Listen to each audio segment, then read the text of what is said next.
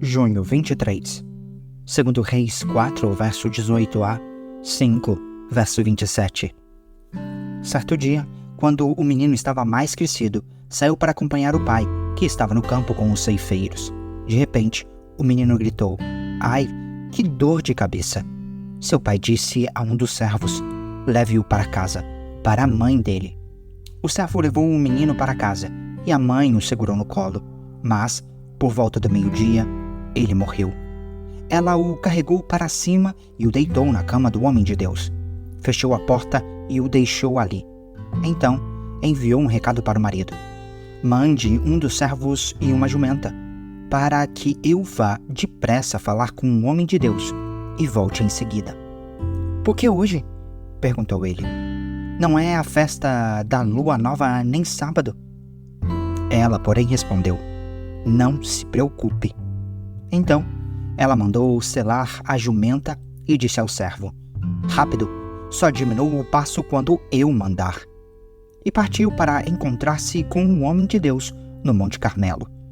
Quando ele a viu à distância, disse a Geazi: "Olhe, lá vem a sunamita. Corra ao seu encontro e pergunte: está tudo bem com a senhora, com seu marido e com seu filho?" A mulher respondeu: "Sim, está tudo bem." Mas, quando ela chegou ao homem de Deus no monte, abraçou os pés dele. Geazi quis afastá-la, mas o homem de Deus disse: "Deixe-a em paz. Ela está profundamente angustiada, mas o Senhor não me revelou o motivo." Então a mulher disse: "Acaso eu lhe pedi um filho, meu senhor? Não lhe disse que não me desse falsas esperanças?" Eliseu disse a Geazi: "Prepare-se para viajar. Pegue meu cajado e vá. Não cumprimente ninguém pelo caminho. Quando chegar, coloque o cajado sobre o rosto do menino." Mas a mãe do menino disse: "Tão certo como vive o Senhor, e tão certo como a sua própria vida, não voltarei para casa se o Senhor não for comigo." Então Eliseu voltou com ela. Geazi foi à frente e pôs o cajado sobre o rosto do menino.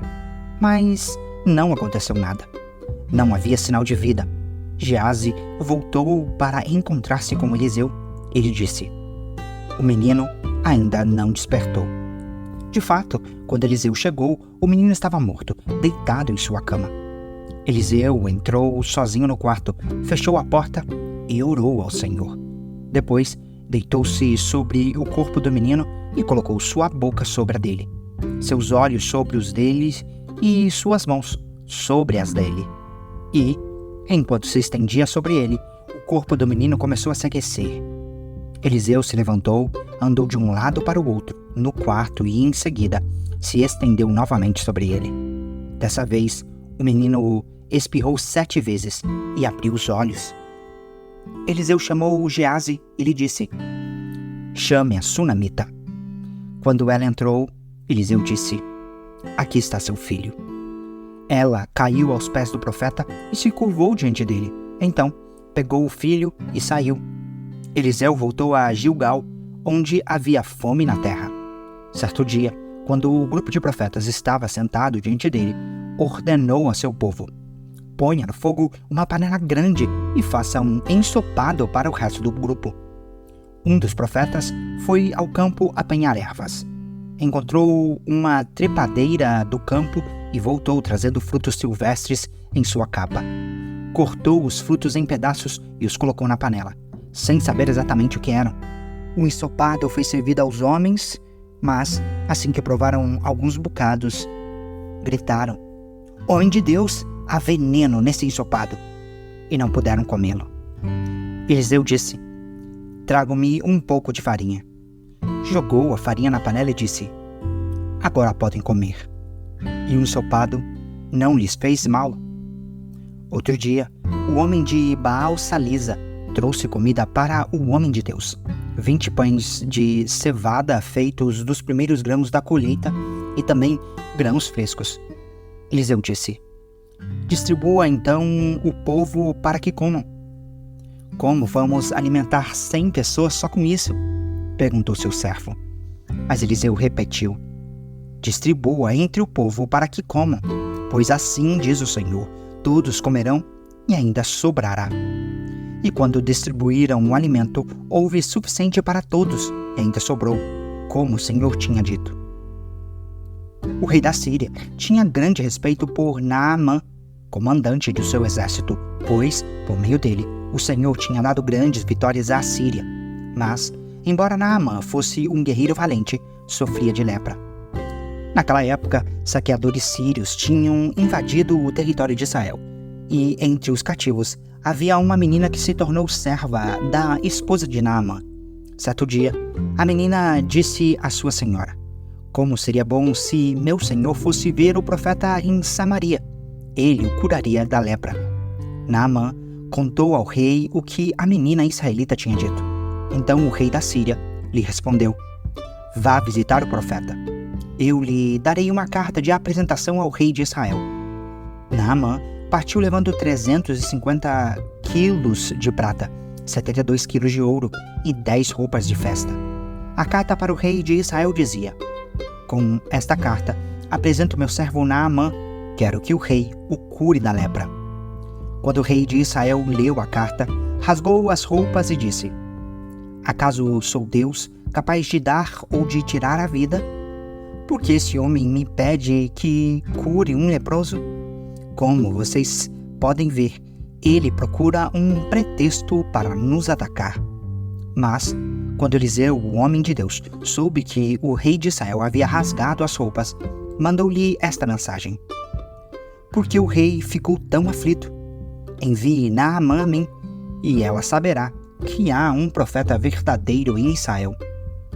Então, Naamã foi com seus cavalos e carruagens e parou à porta da casa de Eliseu.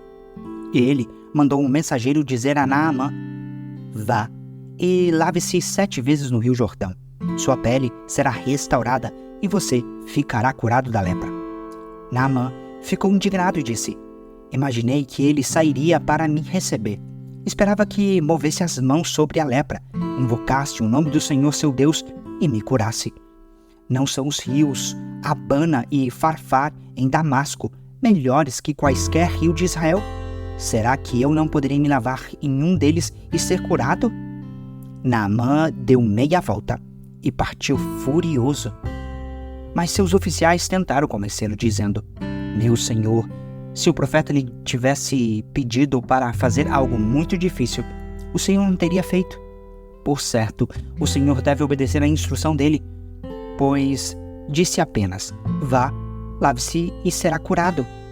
Assim, Naamã desceu ao Jordão e mergulhou 7 vezes, conforme a instrução do homem de Deus. Sua pele ficou saudável como a de uma criança, e ele foi curado. Então, Naamã e toda a sua comitiva voltaram para onde morava o homem de Deus. Ao chegar diante dele, Naamã disse: "Agora sei que no mundo inteiro não há Deus senão em Israel. Por favor, aceite um presente de seu servo." Eliseu, porém, respondeu: "Tão certo como vive o Senhor, a quem sirvo, não aceitarei presente algum." Embora Naamã insistisse, Eliseu recusou. Então Naamã disse: "Está bem, mas peço que permita que este seu servo leve para casa 2 mulas carregadas com a terra deste lugar. De agora em diante, nunca mais oferecerei holocaustos ou sacrifícios a qualquer outro Deus, senão ao Senhor. Mas que o Senhor me perdoe por uma coisa: quando meu senhor, o rei, for ao templo do Deus Rimom para adorar ali e se apoiar em meu braço, que o Senhor me perdoe quando eu também me curvar." "Vá em paz", disse Eliseu. Então Naamã partiu para casa. Mas Geazi, servo de Eliseu, o homem de Deus, pensou: "Meu senhor não deveria ter deixado esse sírio." Naamã partiu sem aceitar os presentes. "Tão certo como vive o Senhor, vou correr atrás dele para ver se consigo alguma coisa." E Geazi correu atrás de Naamã. Quando Naamã viu que Geazi corria atrás dele, desceu de sua carruagem e foi ao encontro dele. "Está tudo bem?" perguntou Naamã. "Sim, está tudo bem", respondeu Geazi. Meu Senhor me enviou para dizer que acabaram de chegar 2 jovens profetas da região montanhosa de Efraim. Meu Senhor pediu 35 quilos de prata e 2 roupas de festa para eles. Claro, leve 70 quilos de prata, insistiu Naamã. Ele lhe deu 2 roupas de festa, colocou a prata em 2 sacolas e enviou 2 servos para carregarem os presentes para Geazi. Ao chegarem à colina, Geazi pegou as sacolas, enviou os servos de volta e escondeu os presentes dentro de casa. Quando entrou para ver o seu senhor, Eliseu, lhe perguntou: Onde você esteve, Geazi? Não estive em lugar algum, respondeu Geazi.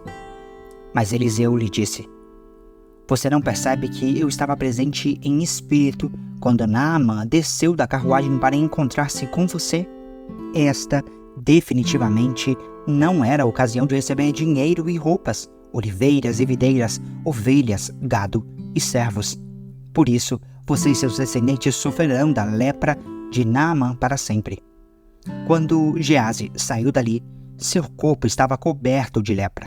Sua pele estava branca como a neve. Atos 15, versos 1 a 35. Chegaram a Antioquia alguns homens da Judéia e começaram a ensinar aos irmãos: a menos que sejam circuncidados conforme exige a lei de Moisés, vocês não poderão ser salvos. Paulo e Barnabé discordaram deles e discutiram energicamente.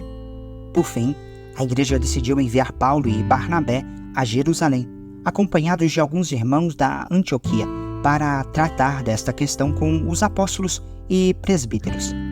A igreja, portanto, enviou seus representantes a Jerusalém. No caminho, eles pararam na Fenícia e em Samaria para visitar os irmãos e contaram que os gentios também estavam sendo convertidos, o que muito alegrou a todos. Quando chegaram a Jerusalém, foram bem recebidos pela igreja, pelos apóstolos e presbíteros, e relataram tudo que Deus havia feito por meio deles. Contudo, alguns dos irmãos que pertenciam à seita dos fariseus se levantaram e disseram: É necessário que os convertidos gentios sejam circuncidados e guardem a lei de Moisés. Os apóstolos e presbíteros se reuniram para decidir a questão. Depois de uma longa discussão, Pedro se levantou e se dirigiu a eles, dizendo: Irmãos, vocês sabem que há muito tempo Deus me escolheu dentre vocês para falar aos gentios a fim de que eles pudessem ouvir as boas novas e crer.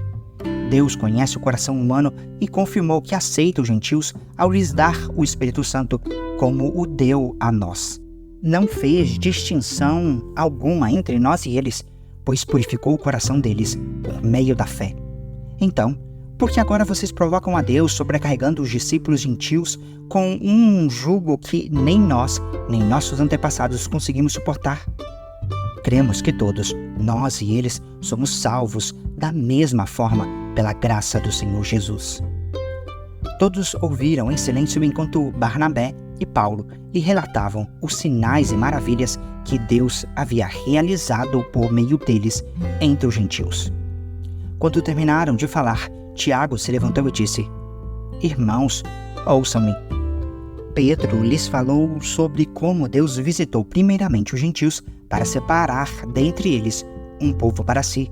E isto está em pleno acordo com o que disseram os profetas. Como está escrito: Depois disso, voltarei e restaurarei a tenda caída de Davi. Reconstruirei suas ruínas e as restaurarei, para que o restante da humanidade busque o Senhor, incluindo os gentios, todos os que chamei para serem meus. O Senhor falou, aquele que tornou essas coisas conhecidas desde a eternidade. Portanto, considero que não devemos criar dificuldades para os gentios que se convertem a Deus. Ao contrário, devemos escrever a eles, dizendo-lhes que se abstenham de alimentos oferecidos a ídolos, da imoralidade sexual, da carne de animais estrangulados e do sangue, pois essas leis de Moisés são pregadas todos os sábados das sinagogas judaicas em todas as cidades há muitas gerações. Então, os apóstolos e presbíteros e toda a igreja em Jerusalém escolheram representantes e os enviaram a Antioquia, da Síria, com Paulo e Barnabé, para informar sobre essa decisão. Os homens escolhidos eram 2 líderes entre os irmãos, Judas, também chamado de Barsabás, e Silas. Esta foi a carta que levaram. Nós, os apóstolos e presbíteros e seus irmãos em Jerusalém, escrevemos esta carta aos irmãos gentios em Antioquia, Síria e Cecília. Saudações. Soubemos que alguns homens que daqui saíram sem nossa autorização têm perturbado e inquietado vocês com seu ensino. Portanto, depois de chegarmos a um consenso, resolvemos enviar-lhes alguns representantes com nossos amados irmãos Barnabé e Paulo, que têm arriscado a vida pelo nome de nosso Senhor Jesus Cristo.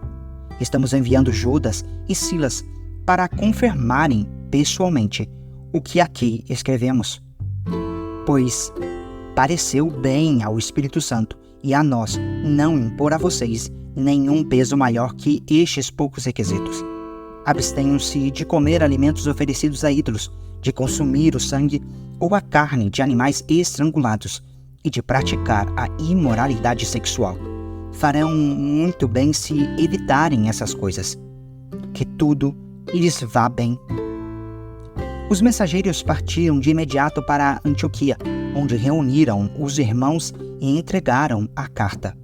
Houve grande alegria em toda a igreja no dia que leram esta mensagem animadora. Então Judas e Silas, ambos profetas, encorajaram e fortaleceram os irmãos com muitas palavras. Permaneceram ali algum tempo, e depois os irmãos os enviaram em paz de volta à igreja de Jerusalém. Silas, porém, resolveu permanecer ali. Paulo e Barnabé ficaram em Antioquia. Eles e muitos outros ensinavam e pregavam a palavra do Senhor naquela cidade. Salmos 141, versos 1 a 10. Salmo de Davi. Ó Senhor, eu clamo a ti, vem depressa, ouve quando peço tua ajuda. Aceita a minha oração como incenso oferecido a ti em minhas mãos, levantadas como oferta da tarde. Assume o controle do que eu digo, Senhor, e guarda meus lábios. Não permitas que eu me desvie para o mal, ou me envolva em atos perversos. Não deixes que eu participe dos banquetes dos que praticam o mal. Firam-me os justos, será um favor. Se eles me corrigirem, será remédio que dá alívio. Não permitas que eu o recuse. Contudo, oro constantemente contra os perversos e tudo o que eles fazem. Quando seus líderes forem lançados num precipício, ouvirão minhas palavras e saberão que são verdadeiras, como pedras que o arado traz à superfície. Seus ossos ficarão espalhados sem que ninguém os enterre. Espero por tua ajuda, Senhor soberano. És meu refúgio. Não permitas que me matem. Guarda-me das armadilhas que me prepararam, dos laços dos que praticam o mal. Que os perversos caiam em suas próprias redes, mas que eu consiga escapar. Provérbios 17, verso 23. O perverso recebe suborno em segredo, para desviar o rumo da justiça